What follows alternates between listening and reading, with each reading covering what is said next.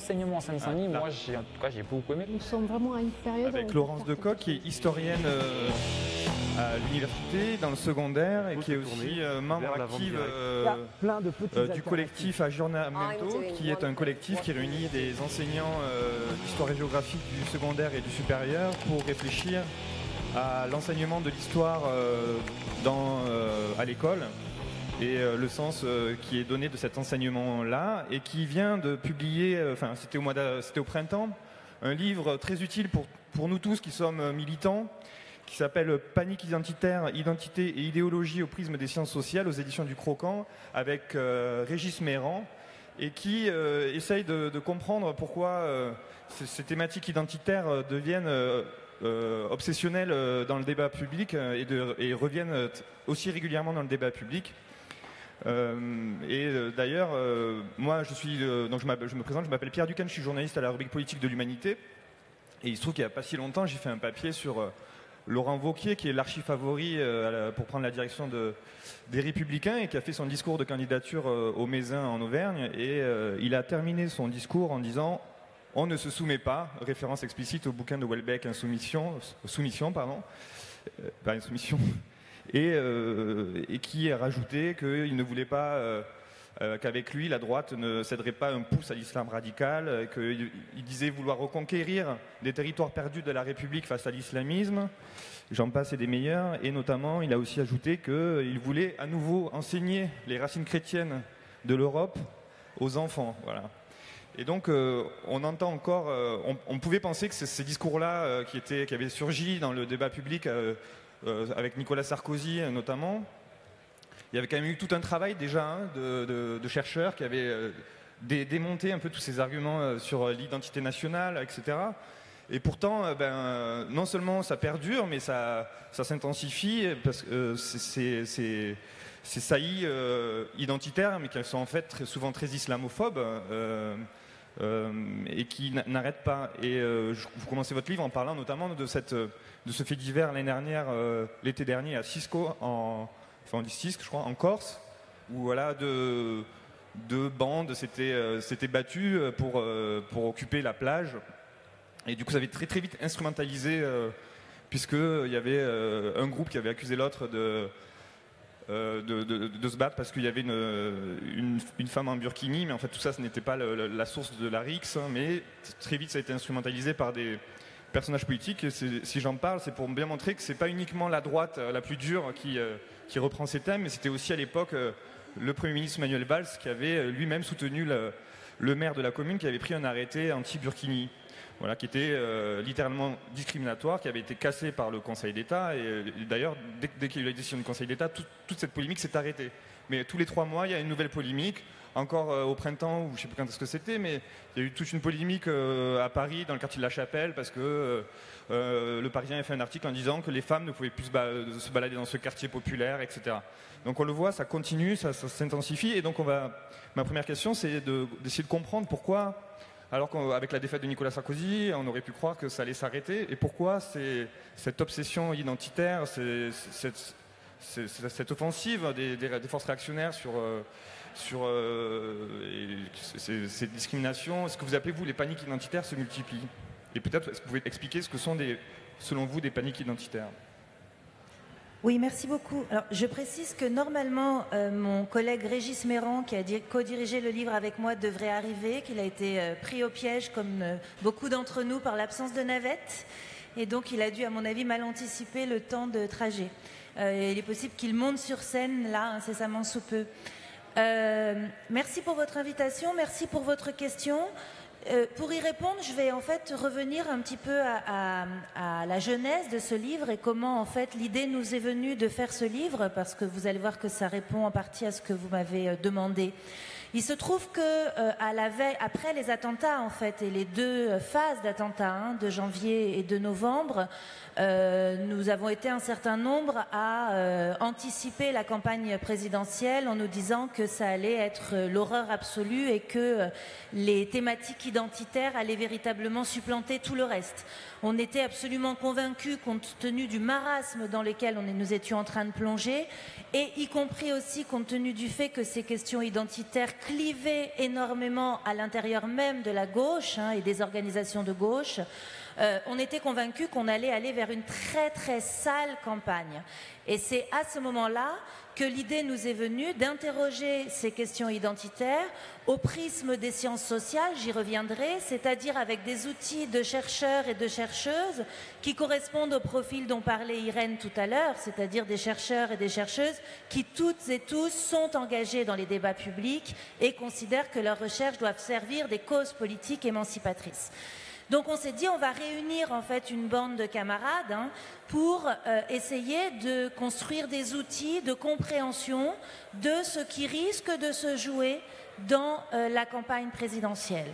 Alors il se trouve que nous avons été un peu rassurés par la tonalité de la campagne, non pas par son issue, mais en tout cas par la tonalité, parce que malgré tout, les thématiques économiques et sociales ont quand même été très présentes, et on ne peut pas dire, ce serait malhonnête, et ce serait une reconstruction après coup, on ne peut pas dire que les thématiques identitaires aient été au cœur de la campagne. Elles ont été là, elles ont été portées indéniablement par le Front National ou par d'autres partis, Vauquiez évidemment, les Républicains, François Fillon, etc.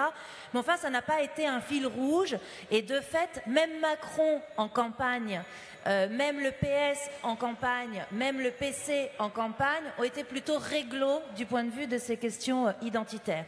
Mais enfin, malgré tout, dès l'issue de la campagne présidentielle, on a vu revenir une charge, donc là vous citiez Laurent Wauquiez, mais on l'a vu aussi chez certains membres du gouvernement, et puis surtout il y a eu cette affaire qui est sans doute la plus récente de la porte de la Chapelle, où en effet immédiatement une autre panique a été construite sur le mode de ces réfugiés forcément musulmans et donc assoiffés de sexe ne peuvent pas laisser les femmes circuler librement dans certains quartiers.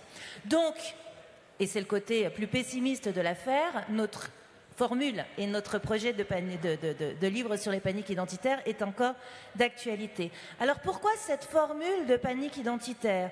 Ça s'inscrit, en fait, c'est une métamorphose, on va dire, d'une formule qui existe depuis longtemps dans les sciences sociales, qui est celle de panique morale. C'est un chercheur qui s'appelle Stanley Cohen qui, dans les années 70, a été le premier à poser des mots sur un phénomène assez particulier qui était celui des mods en Angleterre, c'est-à-dire un groupe un peu de rockers, un peu animé par la subculture, qui a été médiatiquement fabriqué comme un groupe dangereux. Et donc, ce qui nous intéressait, nous, c'était d'interroger ce processus de fabrique politique et médiatique d'un groupe dangereux. Et il se trouve qu'aujourd'hui, ceux et celles qui sont fabriqués comme des groupes dangereux, ce sont ceux que certains appellent la communauté musulmane, donc les musulmans et tous leurs corollaires, les immigrés, les réfugiés, etc. Et donc, ce qui permet de caractériser le danger, pour celles et ceux qui pensent qu'il y a danger, c'est la question confessionnelle, l'appartenance confessionnelle de ces gens, donc musulmans, mais aussi l'appartenance culturelle de ces gens, donc des gens venus d'ailleurs et majoritairement les réfugiés. Il se trouve qu'il y a donc une dimension identitaire et que c'est la raison pour laquelle, au lieu de poursuivre cette logique de panique morale, on a parlé de panique identitaire. Maintenant, pourquoi panique ? Parce que l'affaire du Burkini que vous avez rappelé, l'affaire du café de Sevran que vous avez, enfin je ne sais plus si vous en avez parlé, mais dont nous parlons dans le livre, l'affaire des réfugiés à Francfort, toutes ces affaires-là, en fait, régulièrement font ce qu'on appelle communément des buzz et activent des véritables peurs qui deviennent, et je réponds du coup finalement à votre question, des peurs qui deviennent tellement paniques qu'elles constituent des marchés, au sens politique du terme, quasiment des marchés électoralistes, sur lesquels vont surfer un certain nombre de ceux qui prétendent au pouvoir, qui ont bien compris qu'il y avait là une carte à jouer pour rameuter des voix et de la population. D'ailleurs, bien souvent, les affaires s'arrêtent très vite, parce que, par exemple, le Café de Sevran, qui a eu l'excellent travail du Bondi Blog pour décrypter, pour refaire une contre-enquête sur ce café qui avait été accusé d'être un café interdit aux femmes, alors qu'en fait, c'était un PMU totalement banal de Sevran. très vite ça s'arrête. Donc c'est bien des outils qui sont utilisés pour instrumentaliser et faire profiter politiquement d'une affaire, et hop, très vite ça s'arrête, il passe à une autre. C'est ça. Alors en fait, ce qu'on observe et ce qu'on a voulu interroger dans ce livre, c'est d'abord comment l'affaire se construit, c'est-à-dire comment la panique se construit. Généralement, ce sont les mêmes qui la construisent et qui en profitent. C'est pour ça d'ailleurs que je parlais de marché, hein, c'est-à-dire que exactement comme une entreprise, d'ailleurs il y a quelque chose de tout à fait commercial là-dedans, c'est pour ça que Macron l'utilise, exactement comme une entreprise, on va d'abord créer un marché. Et puis ensuite, on va récupérer les dividendes du marché. Hein, et de fait, ce sont des dividendes politiques indéniables. Alors, ce qu'il y a en effet d'assez inédit, c'est le caractère extrêmement fugace de ces paniques. C'est-à-dire qu'elles se construisent, ça va nous occuper peut-être parfois seulement une semaine, mais c'est une semaine où on est littéralement suffoqué médiatiquement par cette affaire. Ça va en effet disparaître. Et une autre va quasiment immédiatement prendre le relais. Pourquoi? Parce que la machine est bien huilée. D'abord parce qu'il y a une attente d'un point de vue médiatique, parce que je parlais des politiques, mais d'un point de vue médiatique aussi, il y a un marché. Hein.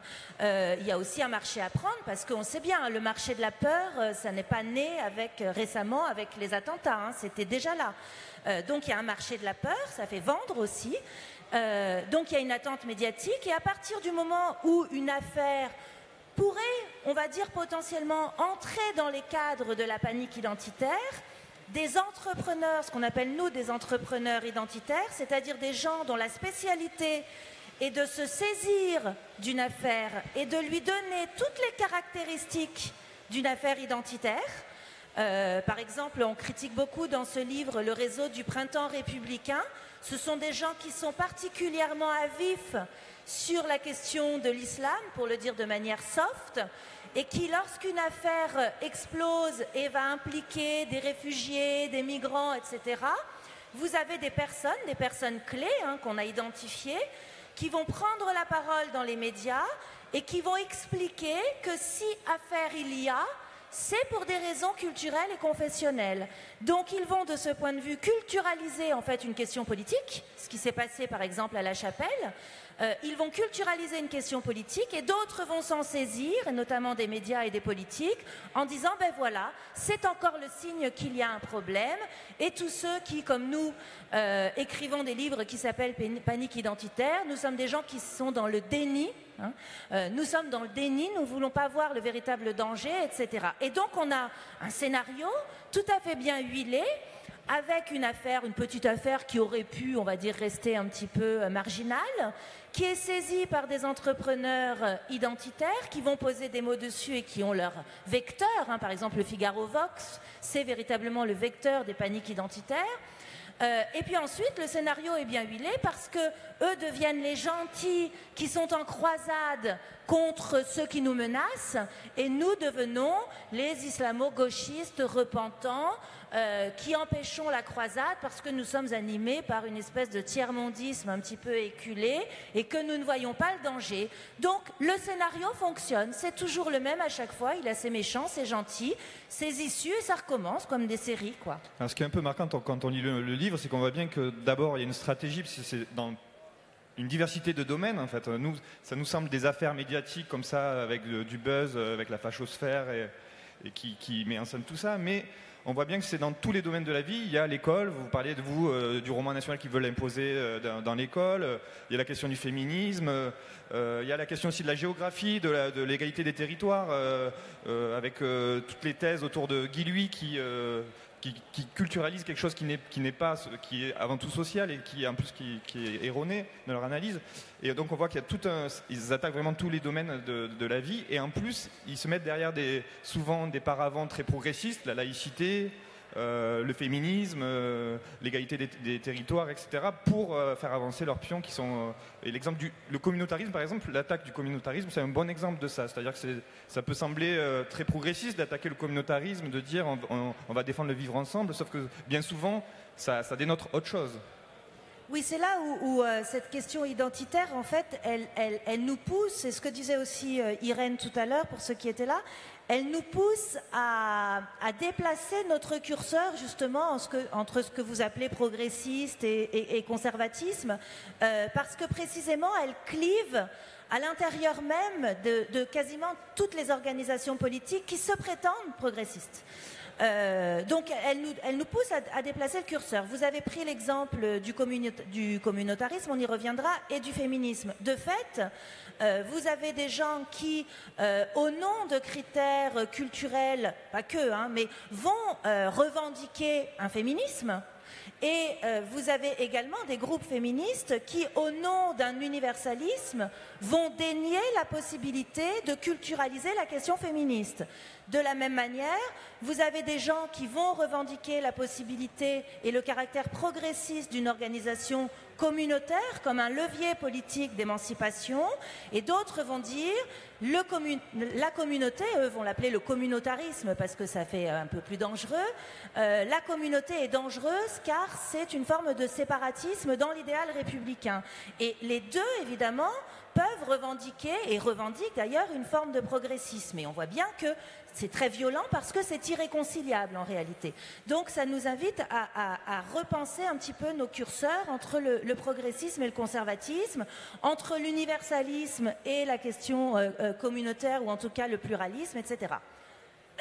Alors oui, ça touche en effet tous les domaines de la société. C'est pour ça qu'on a construit le livre à la fois avec des spécialistes de différentes sciences sociales. On a une géographe, on a des historiens. Donc moi, je suis historienne et je travaille davantage sur l'école, je pourrais y revenir. On a des sociologues, on a des anthropologues. Régis, qui devrait être là, est anthropologue. On a voulu montrer que toutes les sciences sociales pouvaient penser cette question-là. Et surtout, on a différents thèmes. On a donc travaillé en effet la question de la géographie, qui est très instrumentalisée aujourd'hui à des fins identitaires, hein, et la thèse de Guy que vous citiez, c'est un géographe un peu autoproclamé d'ailleurs, mais qui prétend qu'on surinvestit la question de l'immigration dans les quartiers, etc., auxquels on donne tout l'argent public et tout, alors que dans plein de quartiers, il y a des petits blancs très malheureux qui se sentent totalement délaissés par des pouvoirs publics qui ne focalisent que sur les questions d'immigration, et que ces petits blancs-là sont l'électorat du Front National. Et c'est lui d'ailleurs qui parle de petits blancs. Hein. Et donc il a une vision de la géographie qui essentialise complètement les territoires en disant voilà, il y a des territoires immigrés, il y a des territoires blancs, etc. Bon. Et donc on a une géographe qui a fait sa thèse sur la géographie radicale, qui est une forme de géographie critique, qui déconstruit et qui désessentialise en fait la manière, on va dire, la manière de spatialiser la question identitaire. Donc ça, c'est un article du livre. Sur le communautarisme, on a aussi un article d'un sociologue, anthropologue, Fabrice Dume, qui montre, qui retrace la genèse du concept, et qui montre que ce concept de communautarisme, qui est extrêmement récent, hein, parce qu'il est entré dans le dictionnaire il y a 20 ans à peine, c'est un néologisme, et c'est un néologisme qui a été fondé pour criminaliser les luttes minoritaires. Et d'ailleurs, c'est au départ pas sur les questions d'immigration qu'il a été construit, mais sur les luttes gays et lesbiennes. Et en particulier avec ACT UP d'ailleurs, parce qu'on en parle beaucoup en ce moment. C'est en 89 que le terme de communautarisme est entré dans le débat politique. Il n'y a jamais personne qui va utiliser ce terme de communautarisme de façon positive. C'est vraiment une manière de criminaliser une lutte qui est une lutte minoritaire pour une forme de reconnaissance et de réclamation d'une égalité des droits. Hein, parce qu'au fond, c'est ça. C'est en cela que la lutte est communautaire et qu'elle n'est pas communautariste. Moi, j'y traite dans ce livre de la question de l'école et de tous les débats autour de l'enseignement de l'histoire, avec cette espèce de revival du roman national, hein, donc l'identité nationale, qui est aussi une manière de nier les identités multiples constitutives d'une société. Et puis on y aborde aussi les questions féministes, la question des réfugiés à Francfort, où on montre en fait à chaque fois, donc par un prisme différent, que c'est en effet l'ensemble des segments de la société et des questions sociales qui sont confisqués par la dimension identitaire, et on voit bien que ce que cela empêche de penser, c'est justement la question sociale.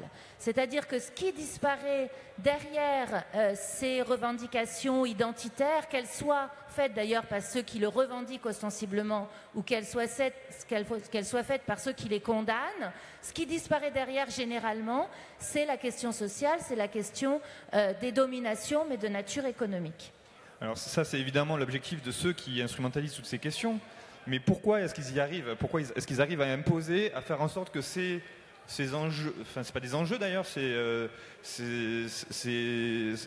vision identitaire et culturelle des débats politiques, cette racialisation des enjeux, enfin, pardon, je ne sais pas si c'est racialisation, mais en tout cas cette instrumentalisation de ces questions-là prennent le pas sur les questions sociales.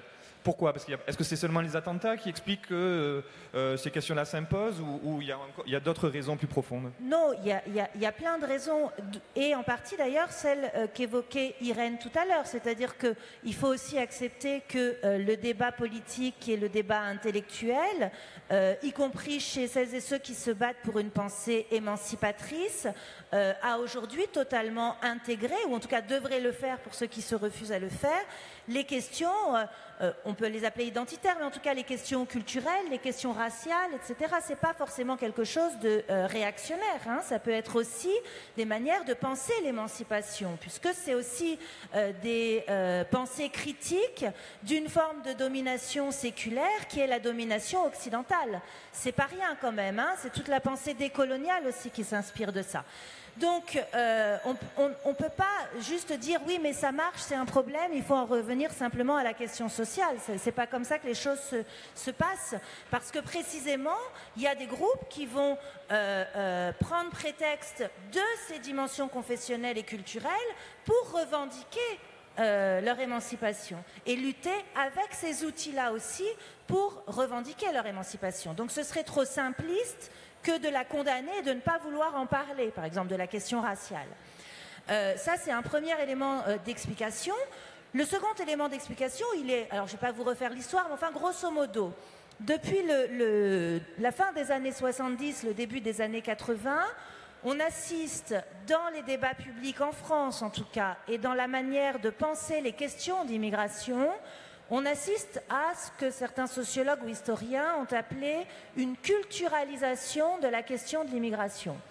Autrement dit, pour le dire très rapidement, on va passer de la figure du travailleur immigré, c'est-à-dire le travailleur, donc il est bien catégorisé en fonction de sa fonction sociale, de la figure du travailleur immigré à la figure de l'immigré arabo-musulman. Hein, grosso modo, il se passe comme ça une sorte de construction d'une autre figure de l'immigration qui va être qualifiée à partir de sa supposée appartenance confessionnelle. Alors, c'est le début des années 80. Pour ceux qui s'en souviennent peut-être, 1982, vous avez des grandes grèves automobiles dans Peugeot. C'est Mauroy qui est Premier ministre. Et Mauroy va dire « ce sont des grèves saintes ». Formidable jeu de mots dans lequel, en fait, il veut qualifier les grévistes par leur appartenance religieuse en disant « ce sont des musulmans, ce sont des fondamentalistes ». Donc, en fait, il va utiliser cet argument musulman pour, tiens, voilà mon collègue Régis Méran, pour surimposer une image criminelle à ces travailleurs qui sont simplement en grève, hein, avec leurs collègues, voilà, avec leurs collègues qui, eux, ne sont pas musulmans. Donc vous avez en fait cette transformation de la figure de l'immigré et ça explique que l'une des manières de penser, de travailler la question de l'immigration, et y compris pour ceux qui sont, on va dire, les plus racistes ou réactionnaires, de la fustiger, ça va être d'arguer de l'appartenance culturelle. Et à partir de là, on va observer une culturalisation des questions politiques et des questions sociales qui va se généraliser, on va dire, dans le débat politique et qui explique aussi que lorsqu'il y a des drames comme ceux qu'on a traversés avec les attentats, en fait, la matrice est là pour accueillir la peur et pour que cette peur se greffe sur des enjeux identitaires. Tout est prêt. Tout est prêt pour que ça prenne. Voilà. Alors, avant que Régis nous rejoigne, peut-être une autre question. Dans le livre, vous indiquez peut-être, est-ce qu'il y a des pistes d'orientation stratégique? Comment faire pour freiner un peu cette offensive tous azimuts identitaire et réactionnaire? Comment lutter? Je crois que dans le livre, vous dites d'ailleurs, bon, vous êtes enseignante, mais vous dites que l'école est encore un lieu de résistance, et c'est d'ailleurs pour ça qu'elle est attaquée si fortement par tous ces réactionnaires. Est-ce qu'il y a d'autres pistes peut-être, ou comment développer des contre-offensives? Alors, je ne dis pas exactement que l'école est un lieu de résistance, parce que de fait, l'école aussi, comme institution, et on va dire de manière systémique, c'est-à-dire pas forcément par volonté des acteurs qui y travaillent, mais l'école nourrit aussi ces phénomènes de culturalisation, ces phénomènes éventuellement de stigmatisation de catégories de population, etc. Mais la manière évidemment, si j'avais des solutions, je vous les donnerais tout de suite, mais je pense qu'il nous faut... L'une des solutions qui nous est venue avec ce livre et qui me semble assez fondamentale, qui est en tout cas la seule que nous pouvons proposer, nous, en tant que chercheurs, chercheuses, militants, militantes et enseignants, enseignantes, c'est de travailler à tisser ensemble le monde de l'engagement, le monde militant et le monde de la recherche. Et notamment de travailler à rendre... Alors, ça se fait un petit peu, mais c'est compliqué. L'université française est très rétive à accepter en son sein des gens qui revendiquent des engagements. Or, il se trouve que ces questions, que ce soit la question raciale, que ce soit la question de l'intersectionnalité dont a parlé tout à l'heure un petit peu Irène, ce sont des questions qui, dans l'université, sont travaillées, je dirais, de façon quasi logique et naturelle depuis une vingtaine d'années, mais qui qui sont de plus en plus des questions de spécialistes, et les chercheurs qui les travaillent n'ont peut-être pas suffisamment essayer de les rendre intelligibles au plus grand nombre. Et de fait, intersectionnalité, ça fait tout de suite mot savant. De fait, si je vous dis question raciale, vous allez immédiatement, si vous n'êtes pas dans le champ... Voilà, l'intersectionnalité, c'est un prisme pour regarder les dominations, et c'est un prisme qui va combiner ensemble la domination raciale, la domination sociale et la domination de genre. Voilà. Donc c'est un outil d'analyse, l'intersectionnalité. Bon, alors voilà, par exemple, le fait que vous me demandiez de le définir signifie sans doute que beaucoup d'entre vous auraient demandé de le définir, et ça signifie aussi que lorsque ce mot, comme ça, est lancé dans l'espace public sans explication, il peut aussi nourrir des paniques identitaires. Et de fait, Irène a été l'une des co-organisatrices d'un colloque en mai dernier qui portait sur l'intersectionnalité en éducation, c'est-à-dire comment l'intersectionnalité peut aider à penser l'éducation. Et les mêmes personnes dont je parlais tout à l'heure, ce réseau du printemps républicain aidé par leurs amis de la fachosphère, ont fait de ce colloque un scandale, voilà, en disant que c'était un colloque raciste. Donc on arrive à des situations totalement ubuesques où un colloque qui est conçu pour penser les discriminations et construire des outils pour lutter contre est un colloque qui est accusé de nourrir le racisme. Donc l'une des choses à faire est sans doute de travailler à démocratiser ces outils et à les rendre intelligibles au plus grand nombre et à ceux dont ce n'est pas le métier de travailler avec. Donc peut-être, je ne sais pas, si on en était quelles pistes on peut développer pour lutter contre ces obsessions identitaires et ces paniques identitaires. Est-ce que vous... Bonjour, excusez-moi du retard. Régis Méran, qui est anthropologue et qui a co-dirigé donc, ce livre sur les paniques identitaires. Oui, mais alors vous avez déjà expliqué, donné les différents cas de figure des cas de panique identitaire, vous avez tout parce que alors vous parliez déjà d'intersectionnalité, en effet ça c'est un concept qui a l'air compliqué, qui vient des États-Unis, mais qui est quand même très intéressant pour nous, dans la mesure où ça permet de penser la question sociale dans sa complexité, puisque dans ces cas de panique identitaire dont Laurence vous a parlé très certainement tout à l'heure, par exemple l'affaire du Burkini, c'est toujours des femmes qui sont en général maghrébines et qui sont, musulmanes plus surtout, et qui sont pauvres. Donc vous avez là une sorte de combinaison de trois facteurs, c'est-à-dire facteur social, facteur de genre, facteur de classe, facteur de genre et facteur entre guillemets racial, et en réalité bon, ça veut dire culturel puisque la race n'existe pas. Mais ça a l'air complexe comme ça, mais c'est un outil qui est tout à fait intéressant pour déconstruire un certain nombre de clichés sur lesquels repose la pensée nationaliste. Parce que toutes ces paniques identitaires, comme ça a déjà certainement été évoqué, c'est une stratégie qu'utilise l'extrême droite, en gros, pour attirer à soi, pour tirer la couverture à soi. C'est-à-dire que pour se détourner des problèmes sociaux, finalement, on construit une mythologie, on construit des paniques grâce à des gens qui sont des entrepreneurs identitaires. Il y a toute une stratégie qui est relayée, hélas, par les médias, parce que les médias, c'est pas forcément volontaire, mais il y a aussi un attrait pour le buzz et puis sûrement une mauvaise maîtrise des phénomènes sociaux et culturels et une très mauvaise représentation des sciences sociales dans les médias. Ça aussi, c'est un problème. Voire, soit c'est le déni, soit c'est le refus des sciences sociales, soit c'est juste la méconnaissance. Donc dans ce contexte-là, eh bien, ces récits qui sont faux deviennent viraux. Effectivement, nous, il nous appartient de déconstruire ça. Donc, comment est-ce qu'on peut lutter contre ces paniques identitaires? Il faut les déconstruire. Et pour ça, il faut trouver des relais dans les médias pour dire non, nous ne sommes pas d'accord avec ces récits. C'est pas la réalité. Ça a été fabriqué. Ce sont des amalgames. C'est de l'idéologie.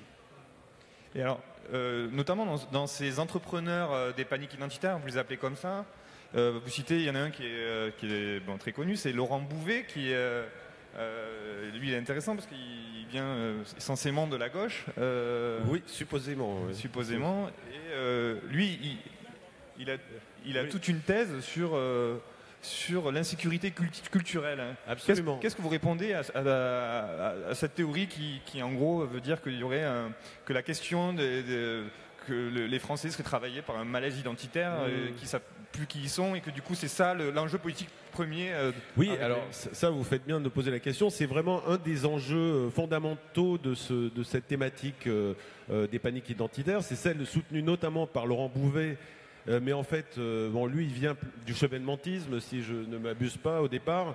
Et puis, petit à petit, en fait, son discours a ressemblé de plus en plus à celui de l'extrême droite. Et d'ailleurs, maintenant, c'est un des auteurs préférés de Figaro Vox. Figaro Vox, c'est une partie internet du Figaro qui est très marquée sur ces questions, justement, identitaires. Donc, il illustre parfaitement le fait que ces thématiques, ces paniques identitaires se sont complètement disséminées. Elles viennent de l'extrême droite, mais maintenant on les trouve partout. On les trouve à ce qui est censé être la gauche. Parce que, effectivement, la spécificité et ce qui ne l'est pas évidemment, mais la spécificité de Laurent Bouvet, c'est qu'il prétend être de gauche. Il dit non, mais moi je suis. Alors il a une posture très laïcarde, mais complètement caricaturale. C'est un peu celle de Valls. Oui, c'est assez proche de la ligne de Valls, absolument. Et en fait, quelqu'un comme ça, prétend incarner des valeurs de gauche, alors qu'en réalité, il contribue, il fait partie de ces entrepreneurs identitaires parce qu'il contribue à diffuser ce qui est en réalité des sortes de récits viraux qui sont faux. Qui ne sont pas basés sur des faits. Alors peut-être est-ce que vous avez un exemple de ces récits qui ne tiennent pas en fait? Oui, alors le meilleur exemple c'est le supposé café de Sevran. Je sais pas si on l'a évoqué rapidement, mais on peut en parler. Vous en avez parlé déjà? Très rapidement. Il y a la Chapelle, sinon la Chapelle vous avez évoqué aussi. Mais non, mais très rapidement, le café de Sevran, ça a été monté par une petite asso qui s'appelle la Brigade des maires et qui avait, ils avaient des objectifs, pas directement politiques, mais disons des objectifs laïcards, mais qui ont été récupérés tout de suite politiquement et surtout qui a fait le buzz dans les médias. Ça a été un reportage à France 2 et donc on a dit ah bah oui, regardez, les femmes n'ont plus le droit d'entrer dans certains cafés. En réalité, c'était un PMU et les PMU, je ne sais pas si vous y êtes déjà allé, mais dans les PMU, il y a très peu de femmes. C'est comme ça. C'est parce que c'est y compris dans la Creuse. Comment? Y compris dans la Creuse. Y compris dans la Creuse. Enfin, oui. C'est-à-dire qu'il y a une.